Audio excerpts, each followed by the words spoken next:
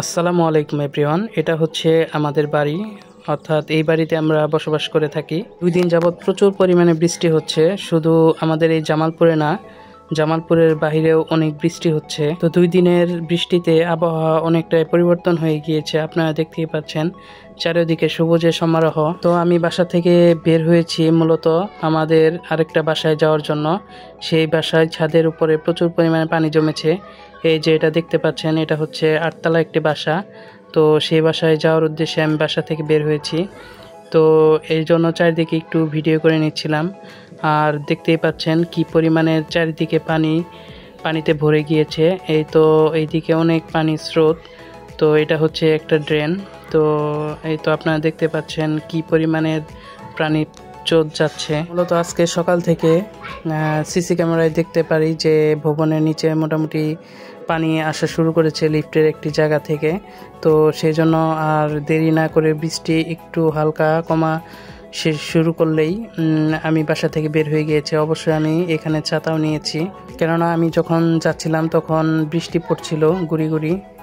আর আপনারা এই যে এই পাশে যেটা দেখতে পাচ্ছেন বাম পাশে, এই যে দিক দিয়ে আমাদের পুরান বাড়িতে যাওয়া যায়। তো আমাদের বাসা থেকে এই বাসা একটু ডিস্টেন্স, অর্থাৎ 1 থেকে 2 মিনিটের রাস্তা।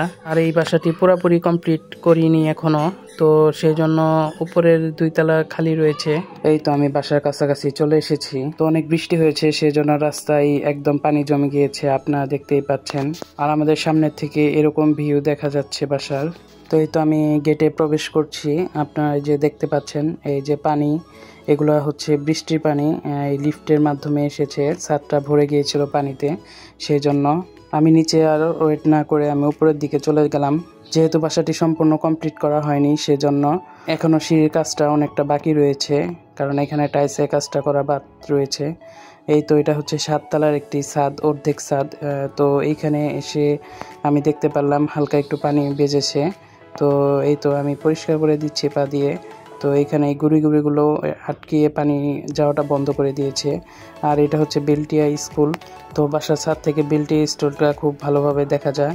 তো এরপর আমি উপরে উঠে যাব, অর্থাৎ 8 তলায় উঠবো। তো আমি 8 তলায় উঠতেছি।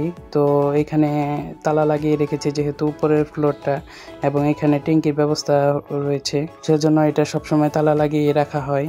আমি তালা খুলে এর ভিতরে প্রবেশ করি, কিন্তু প্রবেশ করার পর যেটি দেখতে পাই আপনারা এটি দেখে নিন। দেখেন কি পরিমাণে পানি জমেছে, আর এইগুলো পানি লিফট বেয়ে বেয়ে নিচের দিকে পড়তেছিল। যেহেতু মুষলধারে বৃষ্টি হচ্ছিল, তো উপরে যে গুঁড়িগুলো ছিল এগুলোতে এই মুখটা একবারে বন্ধ হয়ে গিয়েছিল, সেই জন্য পানি পাস হতে পারছিল না। তো এই মুখটা আমি খুলে দেওয়ার সাথে সাথে অনেক স্পিডে পানি নিচের দিকে যাচ্ছিল। এখানে আরেকটি ছিল ছেদ্রি, এটিও বন্ধ হয়ে গিয়েছিল। তো এটাও আমি খুলে দিলাম যাতে পানিগুলো সহজেই চলে যেতে পারে। তো এইখানে আমরা 3টা ছিদ্র রেখেছি, কিন্তু 3টা ছিদ্রই ব্লক হয়ে গিয়েছিল সেই শ্যাওলার জন্য।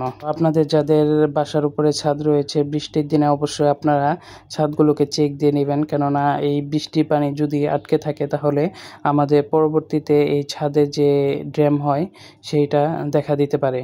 তো মোটামুটি অনেক পানি হয়েছে, এগুলো আপনাদেরকে দেখতেই পাচ্ছেন আপনারা। একটা ইট পর্যন্ত ডুবে গিয়েছে পানিতে। তো আমি যেহেতু পানি যাচ্ছিল না, খুব অল্প আবার আটকে গিয়েছিল, তো সেজন্য আমি এই ঢাকনাটা খুলে ফেললাম। এখন অনেক স্রোতে এই পানিগুলো পাস হচ্ছে। এই তো আপনারা দেখতে পাচ্ছেন কিভাবে পানিগুলো যাচ্ছে। তো এইভাবে আজকের মতন আমি এই দিনটি কাটালাম। তো এখানে আমাদের বাসার পাশে একটা লুইস ভিলেজ রয়েছে, যেটা জামালপুরের জন্য একটি বিখ্যাত একটি জায়গা। তো এটি আমাদের ছাদ থেকে দেখা যায়, কেননা আমাদের ছাদ থেকে প্রায় কাছাকাছি এই লুইস ভিলেজটা। তো আজকের মতন এই পর্যন্তই, আমি ছাদ থেকে বিদায় নিচ্ছি। আপনারা ভালো থাকবেন, আমাদের জন্য দোয়া করবেন। আল্লাহ হাফেজ।